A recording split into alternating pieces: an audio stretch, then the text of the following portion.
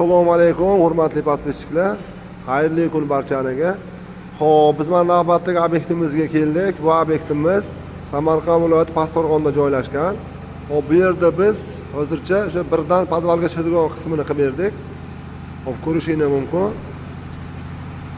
Avvalgi holatda, aylanma holatda qilib tushirib berdik.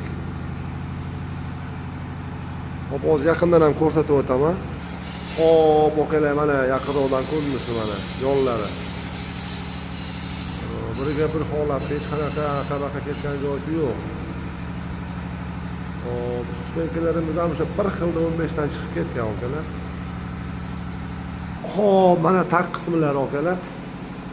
Trambobkasi ham o'sha zo'r holatda bo'lgan, raqamga biri joylari yo'q, xudo xolasa.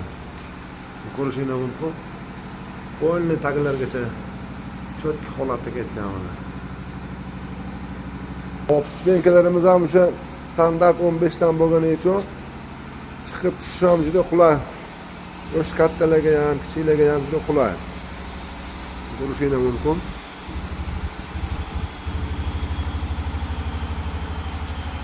Hop, bu yo'llarni plashatga qilib berdik. Shu oldiga o'sha 30 ga 30 qilib regel qilib berdik, baquvvatroq chiqish uchun.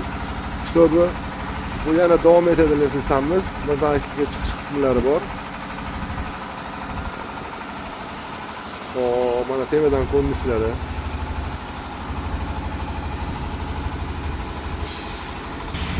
Hop, hurmatli qadrdonlar, bizlarimiz yana bir e'tiborli jihatlardan bittasi bu shu birinchi pog'onasi bilan shu oxirgi pog'onasi bo'ladi. Ko'p holatlarda shu oxirgi pog'onasini 15 qilib qo'yib qo'yishadi. Stashkadan keyin o'z-o'zidan bu 25 ga aylanadi. Bu haliga qanaqangidir problema chiqarishi mumkin.